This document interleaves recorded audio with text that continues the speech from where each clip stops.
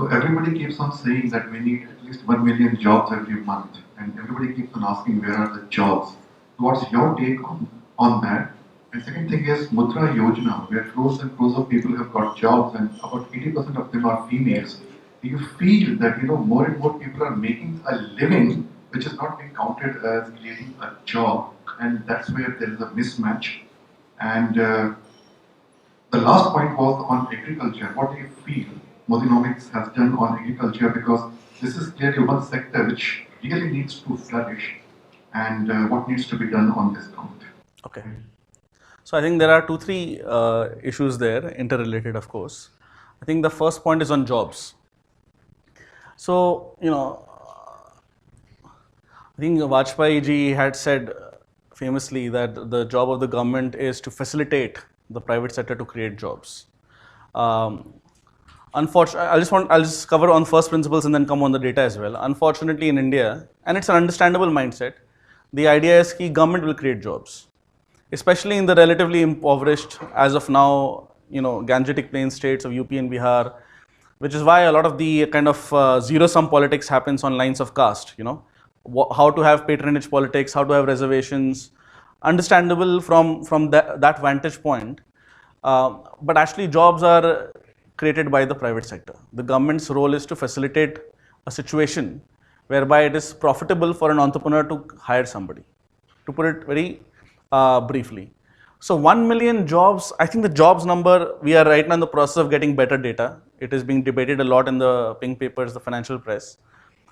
In India, almost every able-bodied male, as I said, works. The female labor force participation is a different issue. 90% of people work. The issue is not whether you can get a job or not. The issue is what salary will you get the job at, and what kind of benefits, protections will you have. Like, can you just be summarily fired one day? Is there any due process at all? I mean, between having extreme labor protection where you cannot get fired for life, and which is what the Indian kind of socialist model did for 5% of the people, and for 95% of people could be fired on any day. What we are trying to create a model is where for 100% of the people eventually, they can get fired, but after, say, some process, so that they have a notice of, say, 2 months, 3 months, and there is therefore some healthy churn in the labor market. So I don't even understand what it really means to create 1 million jobs per month. If the question is whether it is to create formal jobs, then yes, people are now starting to count it through the EPFO rolls. And the problem there is people are saying, are we double counting, are we not double counting? Because people who earlier had jobs and only now their employer has entered the EPF kind of fund as a result of formalization, GST, demonetization, whatever, then in that case, it's not really a new job, which is a very classic case of, damned you do, damned you don't. So now they're saying this formalization has happened because of these policies, and therefore these are not new jobs. When these policies were being done, they were saying formalization benefits kahan hua. So I think right now we are at a stage where data is very unclear. So the only way to create good jobs is to have economic growth and have targeted interventions that we can have mass manufacturing. Because what happens is, in classical economic theory, Ricardian theory, a country is supposed to produce where the comparative advantage is. But the problem for poorer countries which are starting the process of industrializing, often their advantage is in the natural resources sector, agriculture, metals, minerals. So if you take that short-term optimal situation, you kind of defeat your long-term consumption maximization, because you're not setting your foot on the first ladder of the manufacturing process. So you enter manufacturing, you learn some skills. V.S. Naipaul famously said when he went to Pune, I've been reading about him and Vajpayee ji, obviously, like many of you also have been, I'm sure. He went to Pune, he wrote this in this book, The Wounded Civilization. People who had a manufacturing job, they came across as individual men. They came across as people who were doers and, I'm paraphrasing, positive about the future, unlike the bureaucrats and thinkers and writers. So, luckily I am both a writer as well as in the private sector, so I don't know what Naipaul would have classified me as. So it's very difficult to say about jobs with any kind of precision until we have better data. More and more jobs are happening in the formal sector. Whether they were earlier there or not, we don't know, but this is a good trend to celebrate. You cannot create 20,000 rupees jobs for everybody if the economy is not growing. The numbers just don't add up. As far as agriculture is concerned, I think the government has now increased MSP as they promised by 50%. And I think they've played it well in a political context. They didn't raise it for 3-4 years, and they've raised it in the final year. So they've kind of fulfilled their promise, while at the same time, had they raised it earlier, it would have been economically counterproductive. So I don't know whether the average farmer will appreciate this or will find this to be a bit too late. I'm not sure about that. But from an economic point of view, it was well done. And it is an MSP increase, while not being economically optimal fully, is still better than a national level loan waiver. So in that, it's a improvement on what was done, for example, by Chidambaram before the 2009 elections. On agriculture, they are doing good work in terms of irrigation, which is another infrastructure improvement. It's slow, boring, has to be done. Micro irrigation, drip irrigation, Mr. Modi speaks about a lot. He gives the example of Israel often when drip irrigation is there. He's neem coated the fertilizers, so some of the stealing has stopped there. But I think agriculture is really the default sector of India. So we have to maximize the wealth of people who are now farmers, whether they remain farmers or not. It's an important point to get. We have to maximize the wealth of people who are now farmers, whether they remain farmers or not. Because if you are going to maximize the wealth of farmers and make sure they remain farmers, India cannot go to the next stage of industrial development. Because if 50% of the people are working on something which other countries are doing with 1% of their people, the technology is already there, obviously you're wasting 49% of human potential. The question is, how do you sequence this change? And I think, at some level, probably not this government, but at a later stage of development, we'll have to introduce just a normal tax on agriculture, the way all sectors are taxed, not more, definitely, not less. And most farmers will not pay that tax because most farmers will be below the exemption limit. But at least the rich farmers in Punjab and Haryana and other places should pay those taxes. So because imagine, we are trying to say on one hand, we want to get people out from a de facto disguised unemployment sector into a more productive manufacturing and then services sector. And on the other hand, you are taxing manufacturing and services and you're not taxing farming.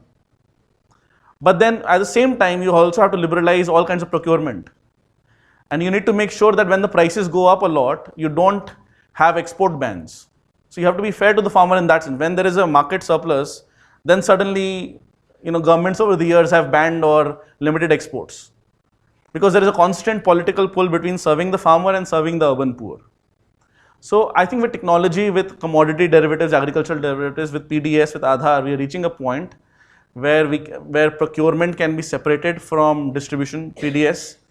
So I think we're putting the infrastructure in place for good growth in agriculture. But it's a very, very important sector where you have to take the steps very thoughtfully, because if there is a political backlash, not only will that program of yours fail, the rest of your program can also fail.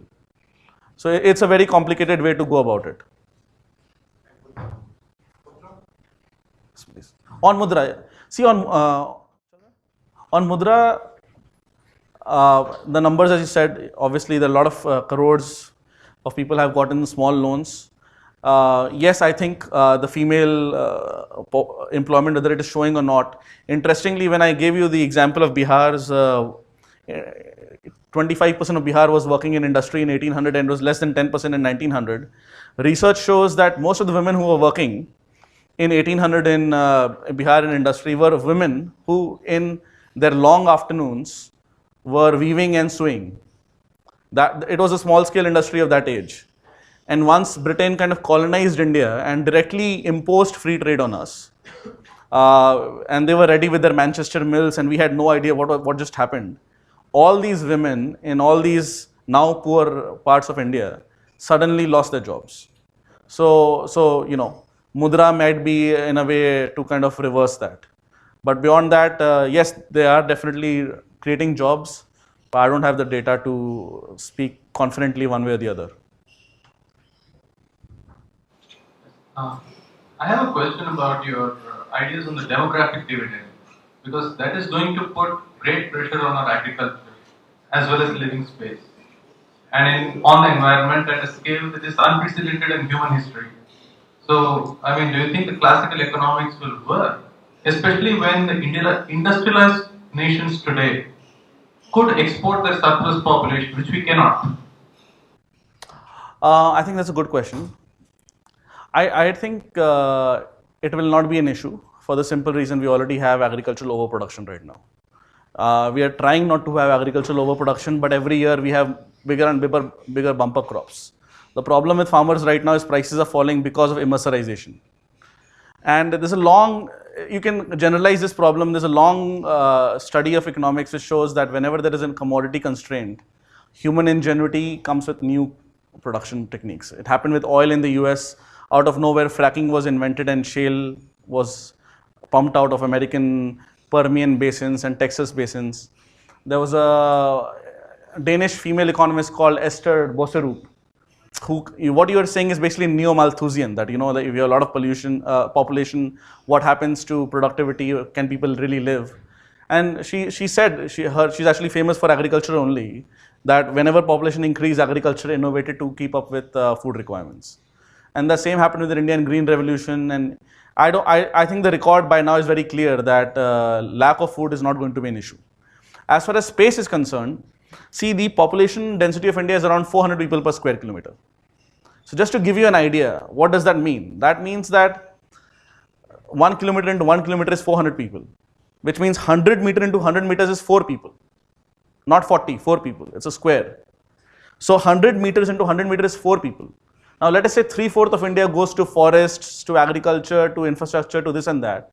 If you just have even less, 50 meters into 50 meters, so 1/4 of that is 4 people, keeping 3/4 completely for non-human living reasons. Space is not a problem. Space is not a problem. It looks to us to be a problem in cities, but you can just do the math. Space is not a problem. In fact, I was just reading a report yesterday that in Britain, which is also relatively dense compared to the US or Canada and Australia, maybe not as dense as India today, the United Kingdom is going to have the largest forest cover since the Norman invasions. So space is not an issue. In fact, we will exploit that with self-driving cars and better roads. 10-15 years from now, I think it will become fashionable for everybody to have a small little castle for the. So I don't think space and agriculture, commodity or resource or land constraints is not an issue, and that kind of economic development is happening globally, not just in India. Especially plays to our strength because we don't have a lot of natural resources and land compared to Russia or Canada or other people. So I don't think that's an issue, and the economic record and pollution will be an issue, but pollution is not a macro issue, it's a local issue. Pollution has to be solved at the municipal level. So it's not so much of a global warming issue or an all India issue. It's like how do some states get together and make sure that farmers don't burn stubs in Haryana and Rajasthan, so that the smog does not come to Delhi in winters.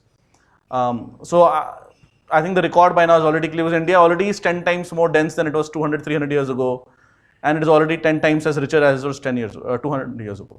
India's per capita income in $1990 is almost $5,000 today in PPP terms, and it was around $500 in 1800. So till about 1600 to 1800, we fell in absolute terms, and after that we continue to fall behind the UK and US on relative terms, but in absolute terms we've increased since around 1870.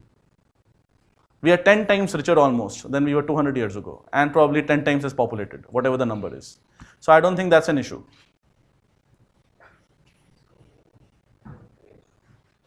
So you just mentioned about RCEP, whether India should sign it or not. About what?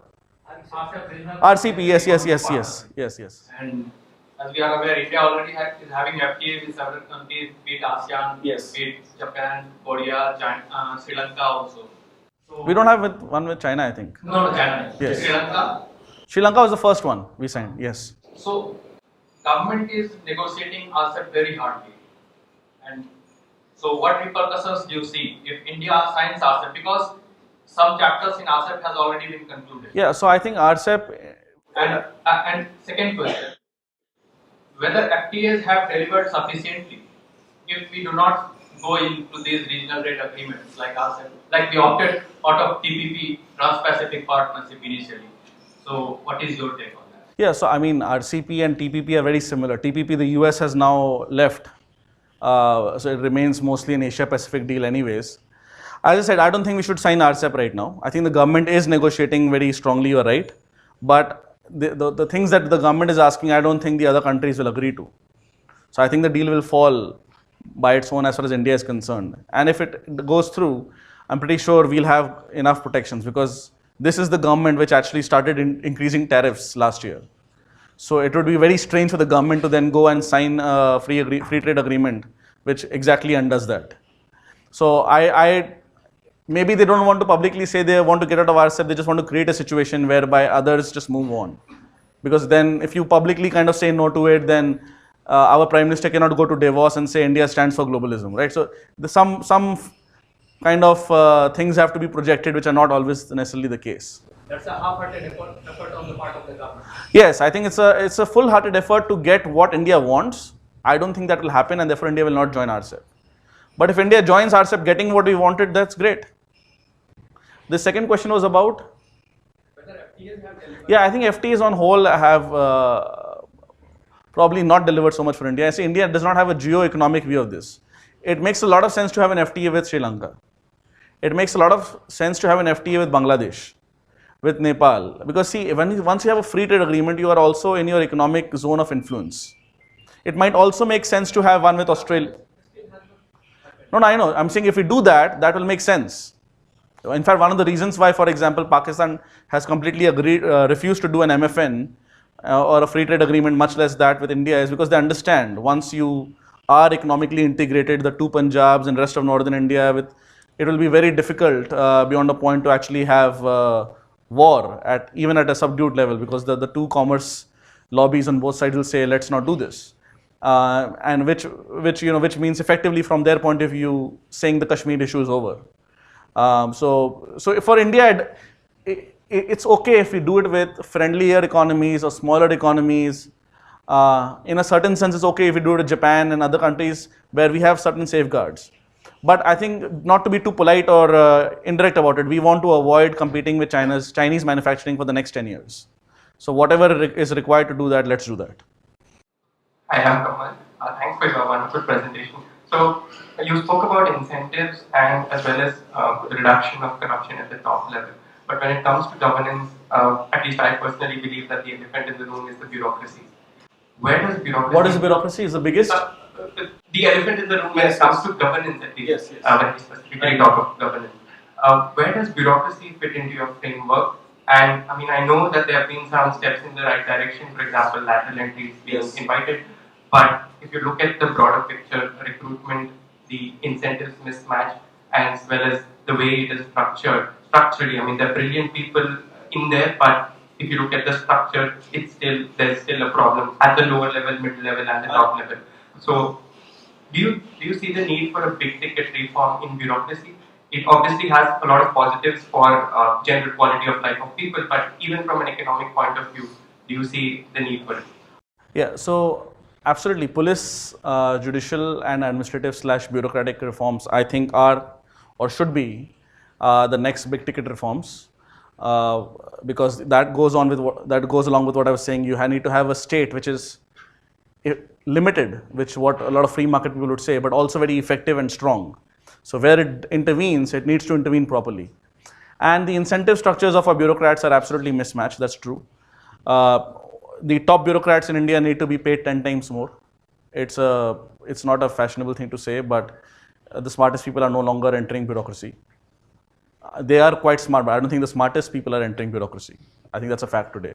At the same time, the lower levels, grade C and D, do not necessarily need to have that same level of pay raise. I think if we just continue with inflation, that's fine, inflation adjusted. So the pay commissions have not dealt with this kind of wage compression reality. I think the State Bank of India CEO gets paid 1/10 or 1/100th of whatever the HDFC top CEO gets. So it's absolutely bizarre. And of course, people should do it out of a sense of public service, no doubt. But I think paying your top 1,000 bureaucrats 10x is a drop in the bucket to make sure you get really good expertise, experience, and advice. To me, it's an absolute no-brainer, which we are not doing. Singapore, which has the world's best bureaucrats, pays them $1 million plus. So we should pay our top bureaucrats that, and then be much more aggressive on going after any corrupt one of them. then make a example out of them. So that's one. And also too much transfer happens. You don't allow any vertical expertise to be built up. You're right, some lateral entry has been allowed of late. The government has been deliberately kind of slow about it. See, whenever a government regime changes, there are a lot of bureaucrats who were probably friendly with the previous dispensation. It takes time for confidence both sides to develop. And people who are senior anyways, they're at 56, 57, they're about to retire, so you can't really coax them too much as well, because they're anyways close to the retirement, unless you really take drastic action. So I think a lot needs to change. We are in the very early stages of it, but we need to definitely make sure that more people get vertical expertise, remain in the same domain. You don't go from fisheries to defense to commerce, and then suddenly you're discussing FTAs, and then it's just, it's okay to do it at a high level, but if you have to get into the nitty-gritty, it takes time. And then we need to make sure we pay them well. Maybe we need to be, not hire new people at the grade C and D level, because that's where a lot of the pension and other costs go. So I think that is one big thing that we've not really quite started on, and it needs to happen. So I had a couple of questions. I'll just quickly put them. One is, you said EPF is your way of calculating the employment, right? No, not my way. I was saying that this is the only numbers we have right now. Right, but there is a calculation that every job you create at a higher level, and we are talking about, let us just take an average IT guys earning. There are 10 jobs created globally, and these are jobs which are not accounted for. These are not having any PPF, whatever is the case, right? So you have to multiply that many jobs. So whenever you're saying a figure, so is that figure, having that figure calculated, or you're just talking about the... No, I don't think the EPFO numbers people discuss has the multiplier effect there. Right. So you are right about that. I don't think the number is there.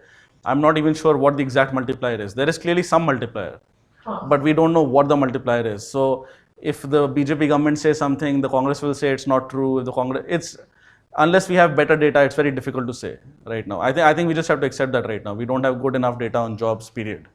Right. And we are in the process of now creating more regular surveys, and hopefully in the coming years we'll have more clarity on that. The second thing is for agriculture. You were comparing US, which produces its own grain and also exports, and India, which is not even able to sometimes maybe fulfill it. Well, now we are food sufficient mostly. Yeah, but there is a lot of difference in land area. There's a lot of difference in population. And when we talk about land area, we're talking about different kind of landscape. Like Kerala is filled with water right now. You can't think about what agriculture produces, right? So we have to think about all the things here in India, and I don't think it's an idealistic comparison that we... No, my point was not to compare like to like fully. My point was simply that there is a large country which has its food needs met with 1% of its people. China is intermediate between India and USA. I don't know what the numbers for China is, maybe 10 or 15%. Maybe in India it's 35 or 40%. So clearly there is a correlation. As a country gets richer, there's a lower percentage of its workforce that works in agriculture. So my point is, Jai Jawan and Jai Kisan is great, but the Jai Kisan should also remain if he no longer remains a Kisan. That's the point. There is nothing special if he remains a Kisan. And that is what a political rhetoric has been over the time.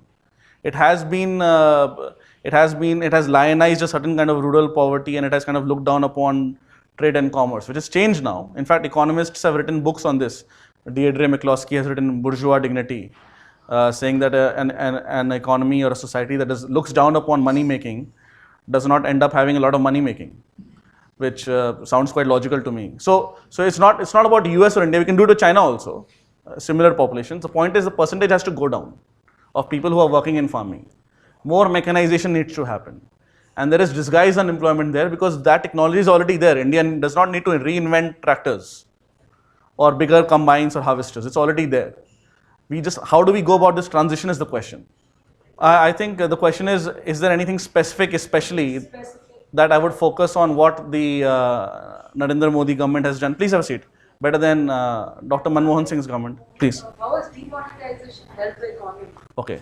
So first is the comparison and then is on demonetization. I think the comparison, I think the biggest change, I would say, if you want to take a compare and contrast, Modi and Vajpayee on one side and Manmohan Singh, Sonia Gandhi on the other side, would be the focus on permanent infrastructure assets. So, I mean, on one side we have the Pradhan Mantri Gramin Sadak Yojana, started by Atal Bihari Vajpayee, and the NHDP program, which has gone from highways to expressways. On the other hand, we have a flagship program called MGNREGA, Narega. So, as it so happened that once I came back from college, I actually worked for MIT Poverty Action Lab. It's a research organization. And I literally worked as a on-the-ground research associate in the villages of eastern Rajasthan and then in slums of Delhi for about a year. And I saw in Rajasthan firsthand Narega program.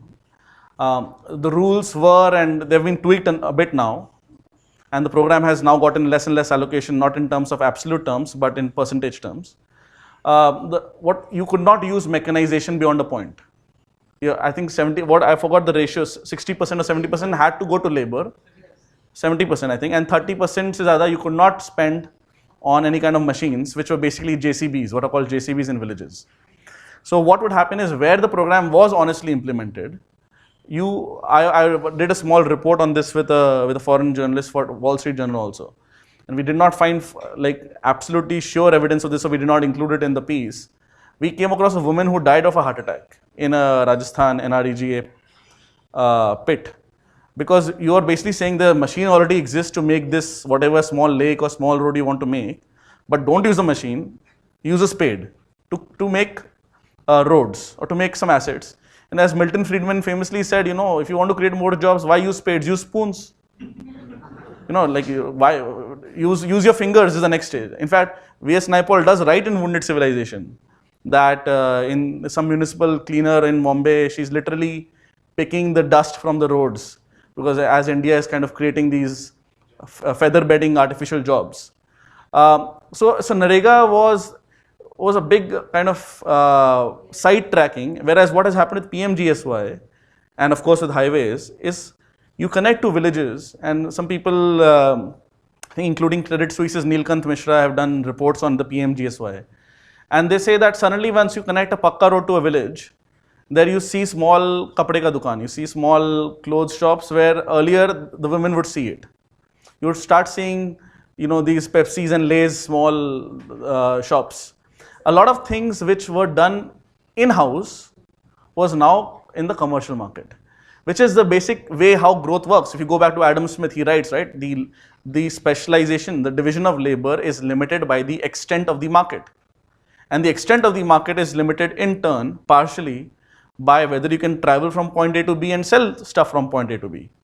So what happened is after PMGSY, for every 10 villages, one person could become a cloth entrepreneur and sell in those 10 villages. Earlier, the women in those 10 isolated villages were just sewing the cloth. So just imagine the kind of waste of productivity and life hours.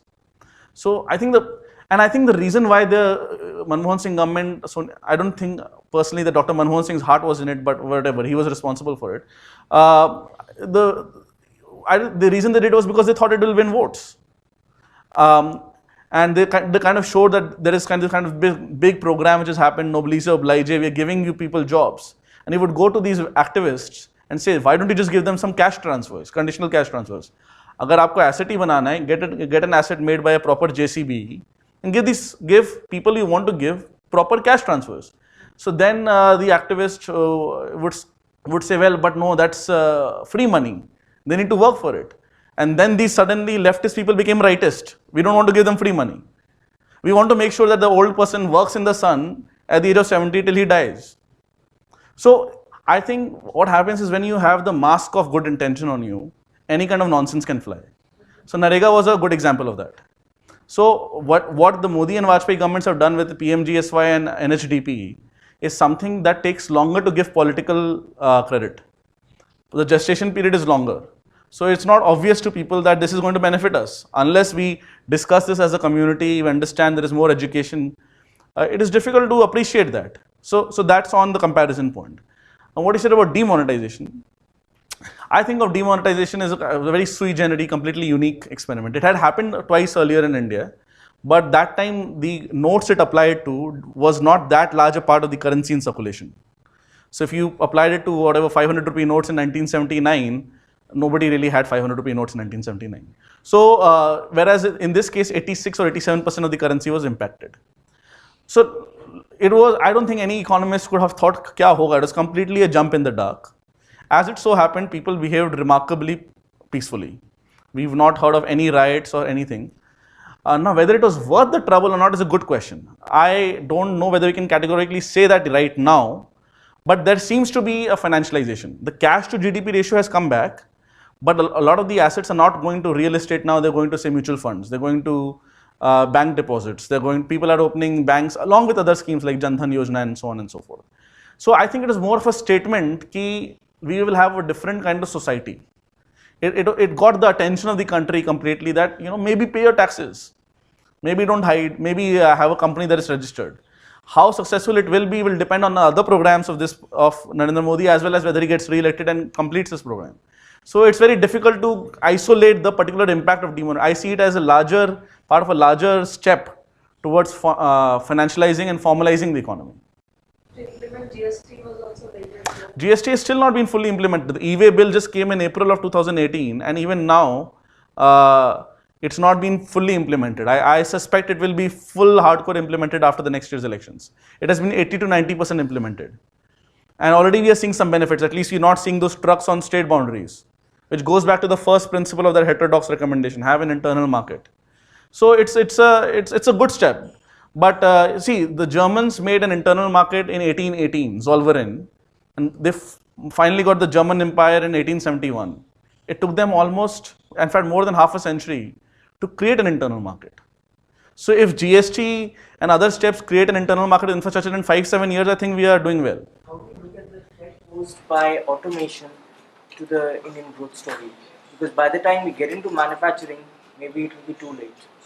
Right, I think that's a very good question. It's often brought up. How do you think about automation? What happens to manufacturing?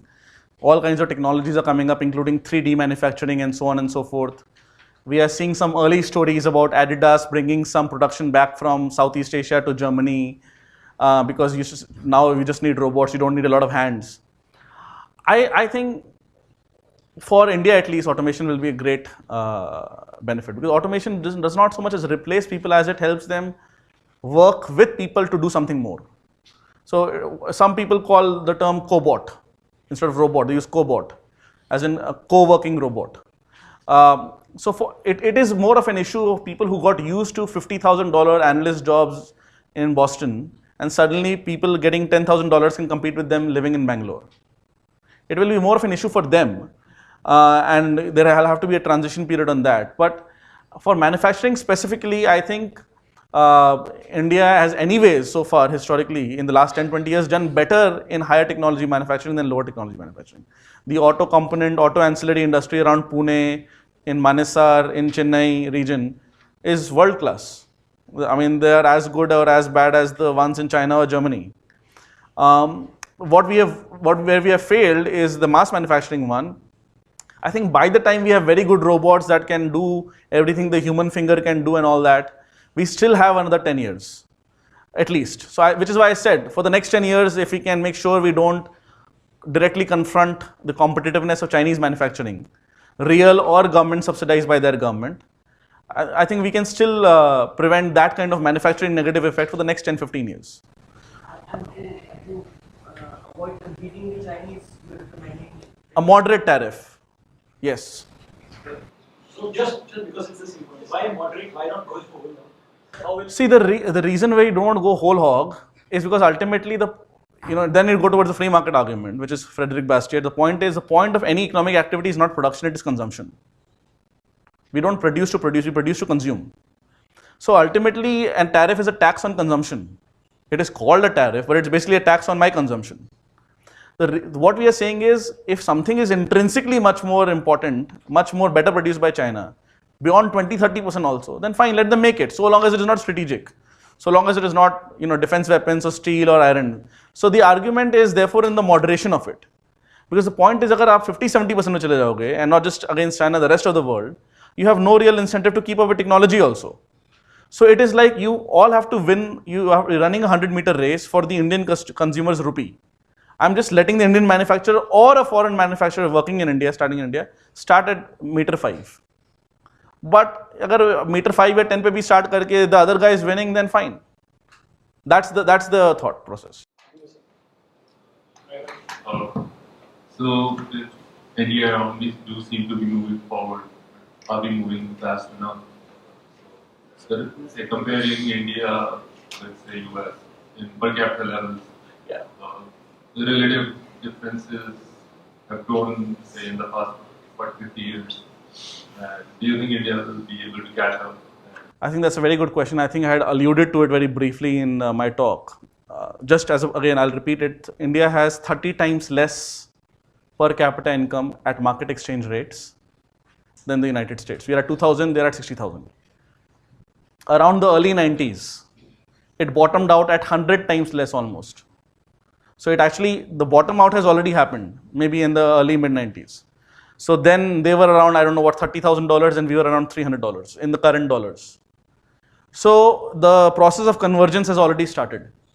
The question now, if I take you correctly, is the pace of convergence.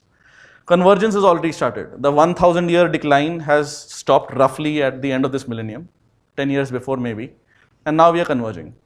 I wrote in that piece that we'll be $12 trillion by 2030. Right now we are about, even with the rupee depreciating, around 2.7 trillion, let's say, maybe 2.8, depending how you count it, the fiscal year or the calendar year. For us to go from say 2.5 in 2017 to 2030, $12 trillion is 12.8% compounding in current dollar terms.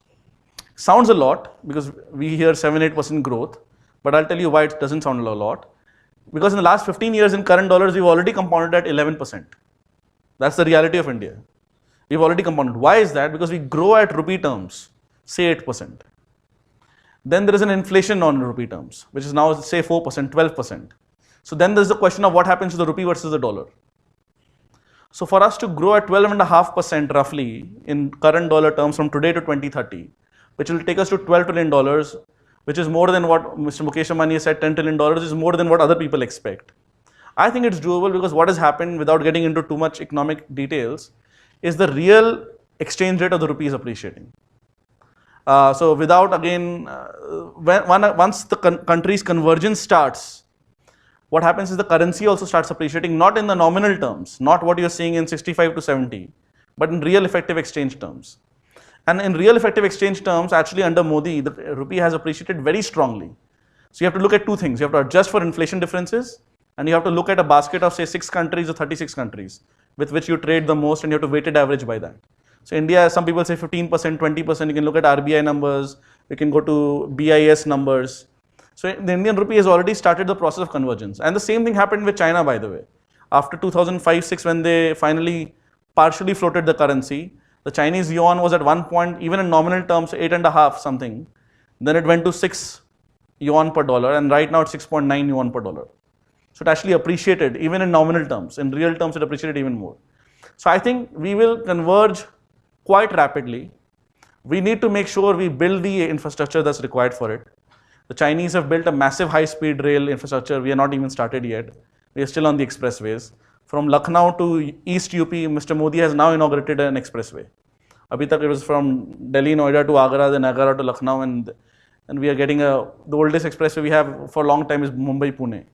So if we build the infrastructure, if the Indian people understand the importance of infrastructure and other interventions, because unlike the Chinese, here it's a democracy here. So, you know, if the politicians start realizing that this thing is not going to win us votes, then beyond a point, even the most committed politician will have to withdraw. Because they are knowing the other guy anyways will not do it, what's the point of getting defeated over this? So I think the Indian people will have to realize the importance of infrastructure, of manufacturing, of education, of technology. And I see no reason for this to not happen. I think a lot of forces are coming together, and Indian democratic opinion is also endogenous to our growth. What I mean by that is, as India gets richer, you have more and more of a middle class, well-educated, who understands these policies, who are curious about it, and then they put the pressure on the government to do that. So beyond the point, it becomes a self-reinforcing, virtuous cycle. So unlike most people, I'm very, very bullish about India. In fact, I became a fund manager in India. I came back from the US. not because I am bullish about India. I am putting my money where my mouth is. I have skin in the game. A lot of people tell me you are so bullish on India because you are a fund manager in India. I say it's the other way around. I became a fund manager in India because I'm very bullish on India. It's the other way around. So I think it will happen, but we can't take anything for granted. Nothing is on autopilot. I think if we win, if the BJP wins in 2019, things might happen a bit faster. But I'm very bullish on India. I want to be very frank and clear, even if some other party wins. Because that the way the political opinion is being shaped, sooner or later, the pressure to implement right policies will be there. What about the virtual currency? How will they take over the governments all over the world? Yeah, I think, see, I don't have a very good technical understanding of it, but I think the bitcoins of the world are being basically banned by most central banks. I don't think virtual currencies are coming anytime soon. I think the state has a monopoly on violence, and the second power monopoly doesn't want to give up is on currency. It allows them to monetize the deficits. The US quantitative exchange, buying bonds from the treasury after the interest rates went to 0% is nothing but printing currency. Whether you actually print it in paper terms or you have computer entries, it's printing currency. So I don't think they will give up that power very soon. And there are all kinds of issues. What if terrorists want to use it? What if child pornographers want to use it? I don't think it will happen. Everybody was long Bitcoin second half of last year. I was like, bech do abhi, paisa le lo. But theek hai, they didn't listen to me. Hello sir, my name is Ayushman Kalida. So my question to you is, a few months back, I had read a column by senior political analyst Madhav Das Nalpat. So he had wrote that the Modi government had prioritized over high taxes, basically black money, over higher growth. And so he was pessimist since he opined that the pet schemes of the Modi government require, like Ayushman Bharat, it required around 12 to 13% growth. So what do you... Okay, so there are two things there about taxation and about healthcare scheme, and I think you've brought both very important points up. I think so. One of the relative negatives of the Modi government that I missed out in my talk is right there, which is on direct taxation. I think they've done a great job on indirect taxation. Even there is an angle of federalism we can explore later. I think in economics there is an effect called the Laffer curve effect. The Laffer curve effect, just to make it very simple, is when you cut tax rates, then the tax revenue does not fall by that extent. In fact, in some cases it might even rise. So for example, if like Indira Gandhi's time, we had almost 100% income tax at one point. Difficult to believe, 97%. So obviously nobody was paying 97% of their income. So if you go from 97% to 100% to 20%, tax rate has fallen by to 1/5. Tax revenue probably will rise much. So that's an extreme example. So right now, Indian corporate taxes, for example, which comes under direct taxes, effectively is around 30%, including all the surcharges. In fact, bigger companies pay slightly lower rates if you look at the weighted average, because they can take exemptions, they can go to Uttarakhand when they had some exemption there, and so on and so forth. America just cut their income corporate tax to 21%. I think beginning of this year, January 2018. So and America is a $20 trillion economy, we are less than a $3 trillion economy. If we really believe that companies will, companies have something called transfer pricing. So they try to show more profits in jurisdictions where there is lower corporate taxes. They don't always succeed. Governments try to stop them. So India will definitely have to cut the corporate tax. We've already cut to 25% for some of the smaller companies in various budgets so far. But I think they could have directly gone to 25%. I think there was a very bureaucratic approach. They thought there'll be big loss of tax revenue, which I don't think would have happened. Similarly, on the income taxes, I think we have a surcharge for people earning above 50 lakhs, a double surcharge for people earning above 1 crore. Fine, it's progressive, so to speak, in the sense that higher earners need to pay higher taxes. But the reality is we are competing with high-end Indian talent who can live and work in Singapore, Hong Kong, London, New York, 10 other places. And we should try to get those people here. In fact, we should try to get non-Indian origin people also to work here. So the aim is not to show that we are quote-unquote progressive. The aim should be to maximize tax revenue. And not in this year, 1 year, but over a medium term. And therefore, I think even there, given the public services on offer, maybe the income taxes, direct income taxes for individuals is also on the higher side for high earners. But even if that is not reduced that much, corporate taxes have to be cut, and that is a missed opportunity so far.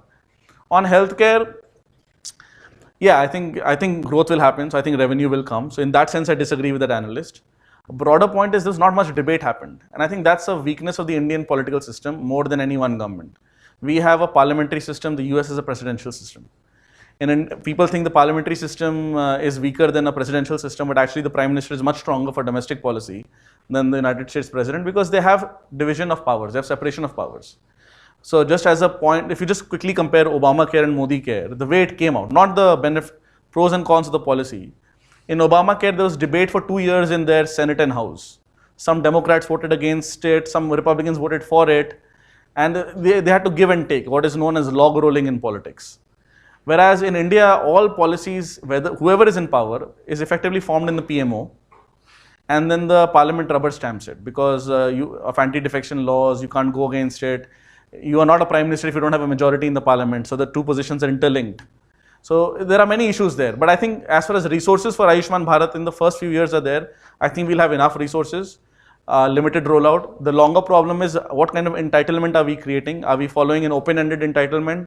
Or are we doing what Singapore has in terms of medical savings accounts, which has much better incentives? So without getting into the details of why a medical saving account is better than an open-ended entitlement, the broader point there is we will face consequences over the longer term, but in the mid-term we'll have enough resources.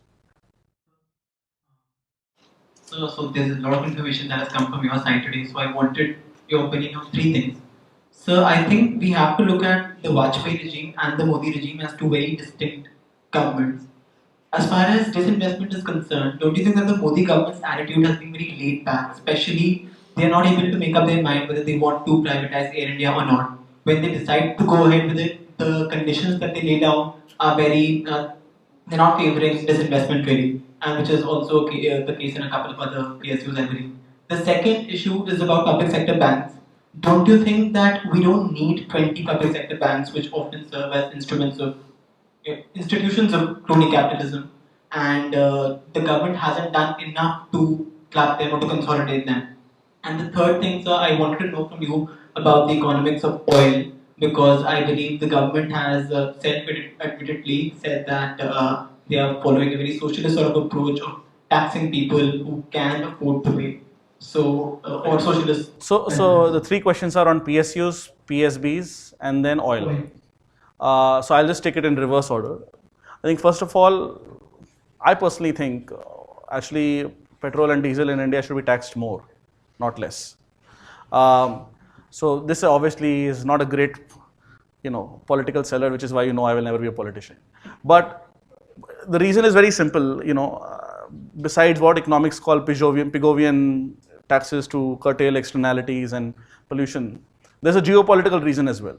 India needs to move as soon as possible from a petrol-based transportation system, diesel-based transportation system, to an electric hybrid system, which in turn is run by even coal, ideally solar and wind. But even coal is better than petrol and diesel-based system for the simple reason that A, we are importing it from outside, which means that there is pressure on our currency. And secondly, the places we are importing from are not necessarily very friendly to us. So there is a geopolitical angle to it. So if we have lower taxes on petrol and diesel, we're just going to import more and more oil from places like Saudi Arabia and Iran. And that has other long-term ramifications for social harmony and so on and so forth. So I think people can pay more per liter. I don't think it will be an issue. It will definitely not be popular in the short run, which is why the Modi government has not increased taxes further, but they've not cut it either. So I don't think it's socialist, because anyways, I think 1 or 2% of people really have their own private vehicles to drive whenever they want to, like a 4-wheeler. This is the full cost of what it means in terms of the country is not really covered in just the cost of the petrol. We are definitely more expensive if you compare us to the US. They buy it in gallons, we buy in liters. But if you compare to Europe or other countries, we are approximately just there. So on PSU and PSBs, I agree the Modi government has not been as aggressive as the Vajpayee government was as far as privatizing is concerned. That's not true for disinvestment. They've actually disinvested a fair bit. They've just not gone towards full privatization. And I think part of the reason is there is not much political consensus for that. I think part of the reason is Quite frankly, Mr. Vajpayee did not win again, and we want to make sure that Mr. Modi wins again. So I think there is a political fear of if you privatize, what happens to the trade unions? How do they respond? Is there enough public understanding of this issue that they'll understand? Because people will come out on the roads and they'll say this is anti-poor, you are killing jobs.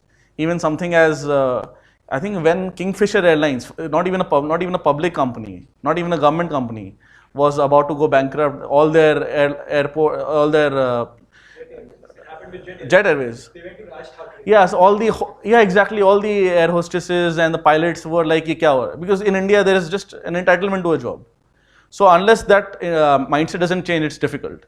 On PSBs, I don't think. See, PSBs again, it is difficult to do without job cuts. You can combine two weak banks. How does the economics work? Economics only works if you cut down the number of branches. Right, economics works if you have fewer number of people working. So are we as a country right now ready for job losses? I think the Chinese did it at some level in the 90s when they went from their massive public sector to a relatively more private sector, although now they're going back in the public sector direction. The Chinese did it. It was a non-democratic system, they did it. There were millions of job losses. The economy, they tried to control it by making sure that all of those people had a flat in Beijing or Shanghai and the real estate prices went up. So they try to control it in a different manner. So, in a purely, if you ask me for pure economic advice, yes, then these things should be privatized. But an intermediate way could be to create a sovereign wealth fund, to put all of them in an entity, list that entity. We are already doing that. There is already a Bharat 22 ETF. So we are already doing that. We are already partially there. So we are trying to monetize it and financialize it without changing control of the system right now. Air India specifically, I think they've very clearly said it, they'll do it. So I think they will do it. It just so happened that by the time they announced it, the last 8-10 months oil prices went up. So it was just in terms of timing and sequencing a bad time to do it. But recently Mr. Sanjeev Sanyal said in a TV interaction that they are going to do it. It is very much on the cards. So I think we'll just have to wait for oil prices to correct there. There also they can change the conditions where a new buyer comes and is allowed to fire the air hostesses. It comes back to the same thing, public sector unions. Is there an understanding of that? There is not, because for a simple reason, a large part of the current Indian middle class, their families became middle class because of public sector unions. It is just a reality of life. So unless there is a larger middle class based on completely private sector, which understands this, which feels more economically secure, we'll have to kind of slow pedal this. The government is not taking so much care about this falling rupee. It has to be arrested and follow the rupee against the dollar. And the RBI governor is also sitting up quite about it. It has come down to 70 rupees, which is very alarming. So on the Congress has another weapon in their hand against. So on the rupee question, I think this is the last question. And it's a good question to take in the end simply because it is so newsworthy right now.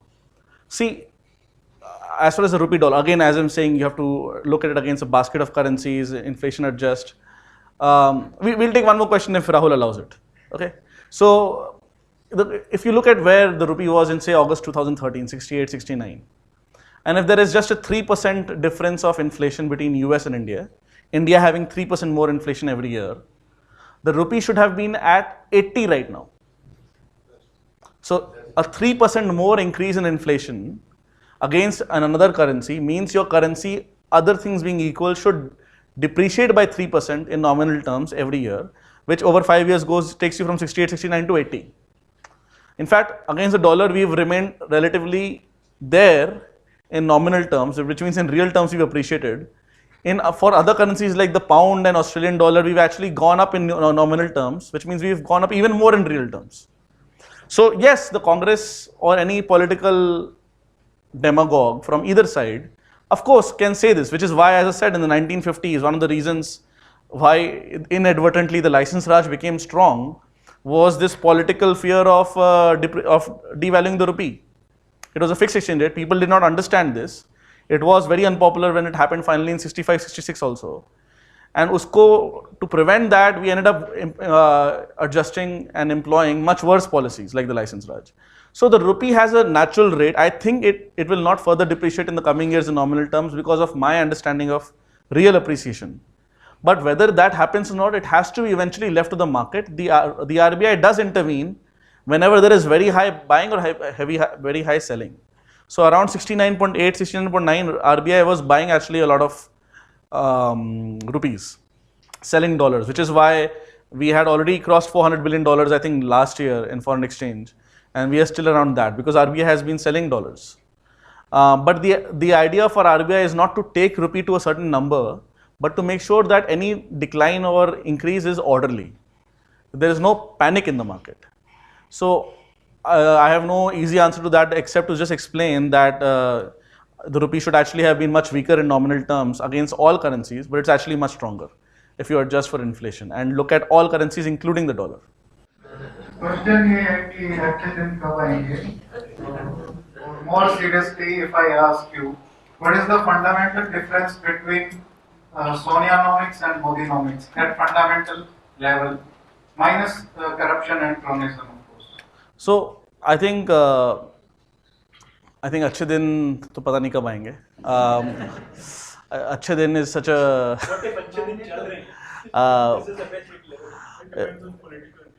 but I mean, let me put it this way, since it's a very fun but also kind of philosophical question.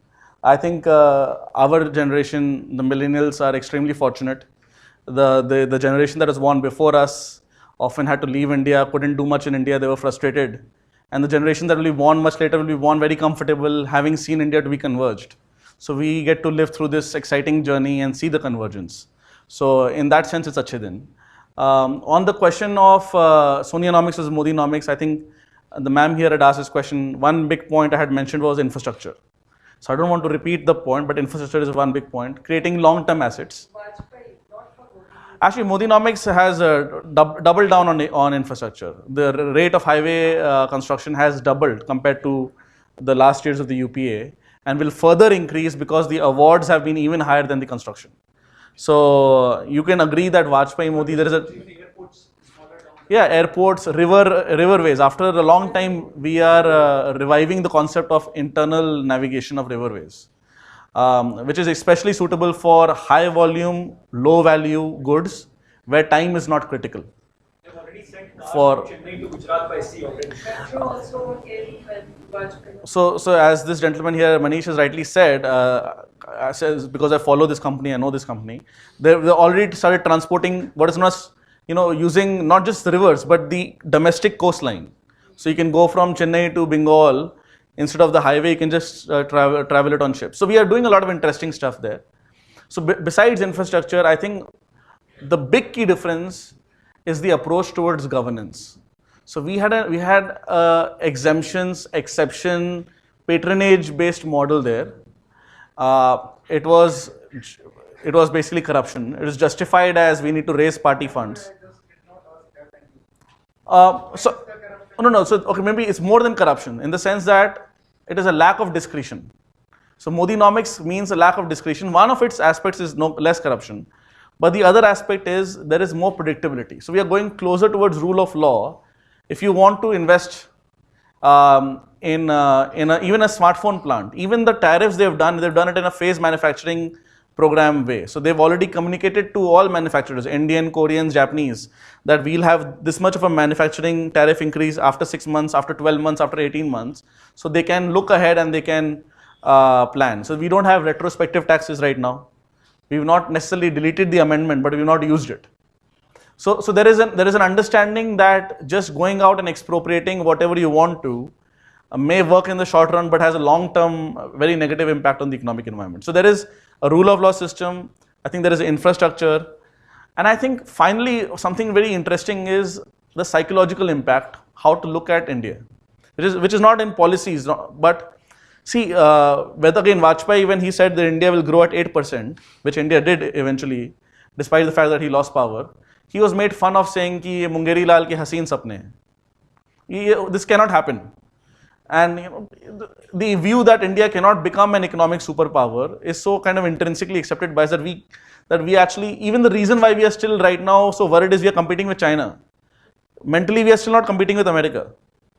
because there is a mental block that इतना तो rich हो ही नहीं सकते हम लोग इस life में. So I think the view of the ambitious view that India can grow, that manufacturing can grow, that there will be prosperity, that you have to come and invest here, that aggressive, hard salesmanship, I think is a big difference. Yeah, I mean, exactly. I don't want to talk about the nuclear angle because it's not about economics, but the broader view that India can be prosperous, I think that has its own. We obviously went through a lot of tough structural reforms, so there's short-term pain, long-term gain, but in the long run, this will revive animal spirits. But not animal spirits of the time that you just go to a public sector bank, get a big loan and then default on it and have an NPA.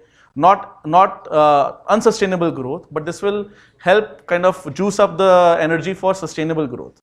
So I think besides infrastructure, besides rule of law, corruption, there is also a psychological angle of how to see growth and how do we see India 10, 20 years from now. Do we always see ourselves as a poor country, or do we see ourselves as a country which can be genuinely prosperous at the front ranks? I remember at 1000 AD we were richer than the UK was then. So I think that impact will also show over time, but it's difficult to quantify. I will concede that. Thank you so much. Thank you. Thank you. Thank you.